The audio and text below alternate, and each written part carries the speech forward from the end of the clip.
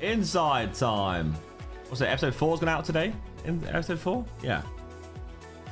Looking good, Brav. It's looking very good. The series is growing. It's getting more viewers every day. Can you believe it? When are you doing challenges, Josh?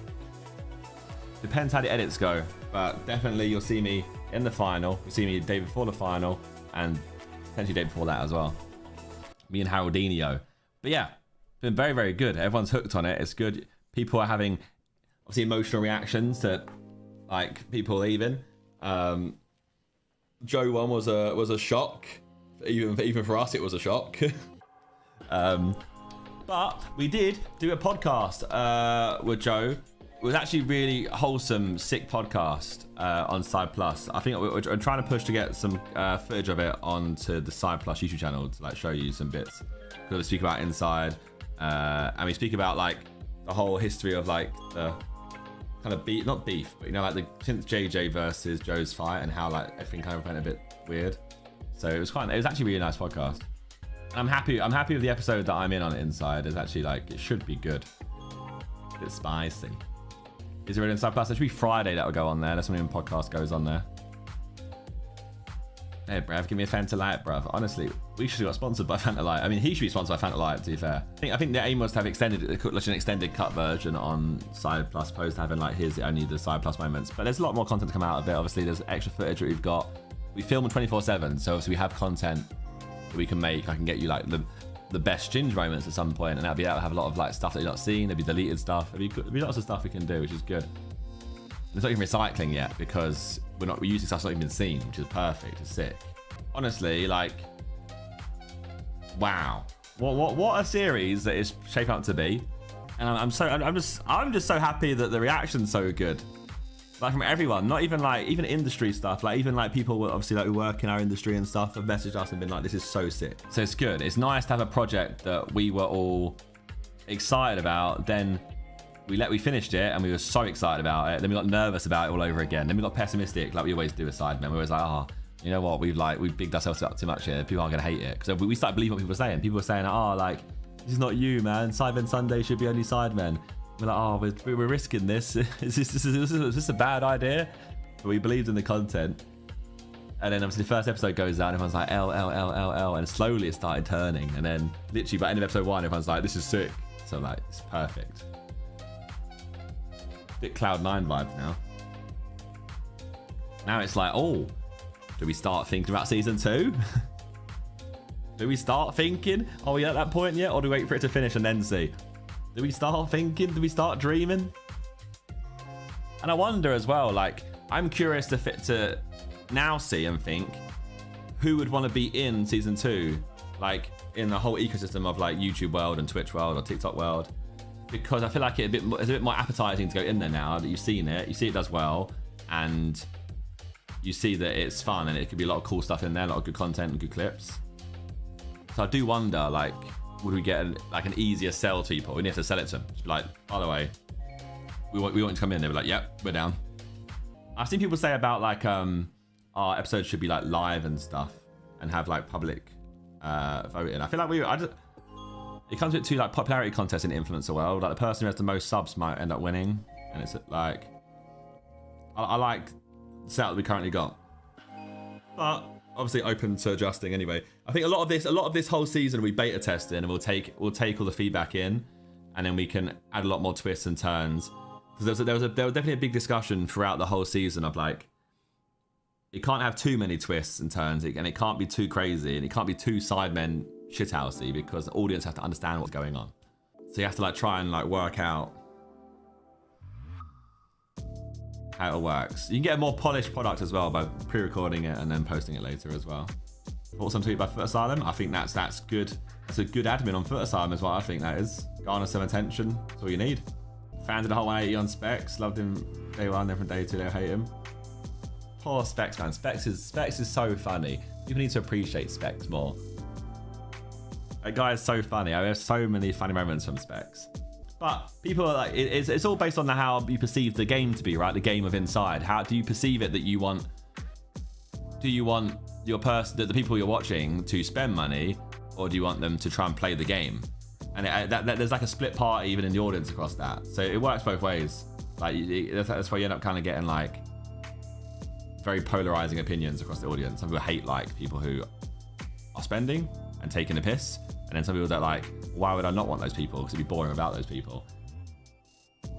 So realistically, as it stands and how it plays out, it's casted quite well because you have people who are quite polarizing in how they are and then how they play the game. It's a really good balance. If you have 10 people who all spend money, well, you have no, like, the prize fund disappears and it's pointless. There's no game and no jeopardy to it. And if you have 10 people who spend no money, then it's not really, you haven't really got any like dynamic of like the tension of spending. There's nothing to, there's no like dirt to dig up. There's no like gamifying. Again, there's no jeopardy other than challenges. There'll be no jeopardy to it. But obviously, you can put 10 people in there and think you've casted it perfectly next time, and they might well do the exact wrong thing. So who knows? Who honestly knows? We discussed it. It was like if the Sidemen were in there, 7 Sidemen, it'd be like JJ would troll and spend everything, and he would get voted out first. And it's like who followed suit in him spending? They'd be the next in the firing line, and it's like okay, well then happens now. But I think the Sidemen would do better than them, obviously though. We'd have lasted longer in spending money, and we'd like, and obviously our challenges we've done a bit more stuff. Do you have an inside person equivalent to Jess and Among Us? I mean, Jin said it in today's episode, right? Like, oh, you're like definitely hired by the Sidemen. Who's the highest spender of the day should be revealed if challenges are tough. Well, there's an account that's been tracking the spending of people, and I can tease there is definitely a point in time where something like that will happen. People will find out who's been spending and whatever and who's not.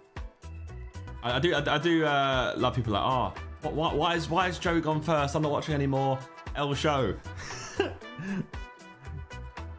We didn't choose. The whole point is we didn't choose anyone going out. Who's gonna go out first? Someone said, oh, I bet they made Joe Weller go out first because Simon still don't like Joe Weller. It's like, you stupid, you big stupid. We're literally not involved in that process at all. We made it so we can't be involved in that process. Had 380k peak viewers. Yeah, honestly, it must, this may be being big-headed and naive. It must be one of the best performing premieres across YouTube. Obviously, you have like the big music videos and stuff, but to have a consistent daily like premiere, I can't think much like. I'm trying to think who else uses that feature. It must be like one of the, it must be out there. But maybe there's obviously communities I don't know about that use that. I know for sure music videos use premieres, and trailers do it sometimes in movies. Honestly, we would. I said it before. We were terrified to use that feature. By the way, so terrified. So I'm so happy it's worked. My God, because it's like uncharted territories. You don't know if it's going to work or not, but I think this is the best way it can be used because it's like creating a live. Obviously, the chat moves fast, and some of it is just absolute wassa written in there. But it's like live social reactions. It makes it quite a moment every day. Same time every day, 7 p.m. Boom. Gonna get roasted and toasted, but I don't mind Manrika. She's jokes, honestly. She's perfect for the show. She has so many good moments. I wonder if like the edits could have done her nicer with regards to moments that she had. It's all in context, right? It's all like you don't like, the audience don't necessarily get to see how dynamics would be without certain people. But certain people are in there and they make the rest of it so good because they're in there. She's definitely up there, one of those people. Love and Live, the Made in Chelsea GOAT. Yeah, I think she definitely comes into her own more as well. Like, it's the same thing. I think a lot of people came in and they're a bit out of comfort zones, and also it's very different, especially for her, like, because it's like TV world into crazy YouTube world, and we're just putting you, like, day one we're putting you in Try Not To Move challenge where you've got rats and spiders on you and like some guy chewing barbecue wings next to you. So it is very, I think it is very interesting. You have to rate her for going in and doing it. And I guess, yeah, she got her dub today as well because she had the box on her head, which Ethan did, right, from Silent Library. We wait for Inside 2. Let's finish season 1 of Inside. We'll definitely do some content after it in the sense of like there'll be podcasting about it. There'll be there'll be bonus content we end up dropping on like we're trying to do some inside channels and stuff, and obviously side plus extra bits. But then we'll let it all fall, let it all like, you know, settle, and then we can do, okay, lads, what's the feedback? What do you actually want us to change next time? What can we do? We'll take on board what we do agree with, don't agree with. We'll discuss it ourselves, and then we can see, is it feasible for season 2? Like Fanum was kind of left out, being the only American. But yeah, like day one, like I think Fanum now is like up there people's favorite, because he really gets going. I think he gets like, he's a bit jet lagged at the start. He was suffering from hay fever, and today he's jumping a Lego box and falling over. And it's like coldest moments. How difficult was it to gather all those people? I'm pretty sure we must have casted over 50 or 60 people, and that's like casting calls, by the way. So our team did sick on that. There's a lot of good back and forth between us and our team, and then they did the casting calls because we'd know a lot of them. And we get feedback from the casting call, and it was like kind of make decisions on people here and there. Imagine XQC and inside. Yeah, you know what? I think streamers inherently could be really good. People who are used to doing long hours of streaming, because they're a bit more used to being more on all the time. Then you have more. You have too much content again. It definitely helps having content creators in there, though. Anyone who just makes content in general, in any format, like doesn't matter what it is, because you just understand in moments how to lean into it more. We make it like 50% British, 50% American. Maybe the hosts just go, yeah, that'd be fun. He's always just down. He's always just down to do loads of videos. There's a lot of people like that who are just always down to doing videos. You don't really ask on it much. This season 2, what do you think about live streaming 24 hours? I don't think so. Big Brother did that back in the day in like 2008 or something, but half of it was just plain noises going over to censor stuff. You also have to protect people in there as well. I don't think many people would want to go in if you say, oh yeah, by the way, 24/7 streaming. How long did the project take from actually ideation to releasing it? I think you can see it, right? The ideation happens on the sidecast. I think it's like Vic and JJ and someone else. It's like 6 months ago, maybe 5 months ago. I think that was the actual like inception of the idea, or if I think we might have discussed it before. I can't remember if we discussed it after that podcast or before. We discussed different things like that, I think.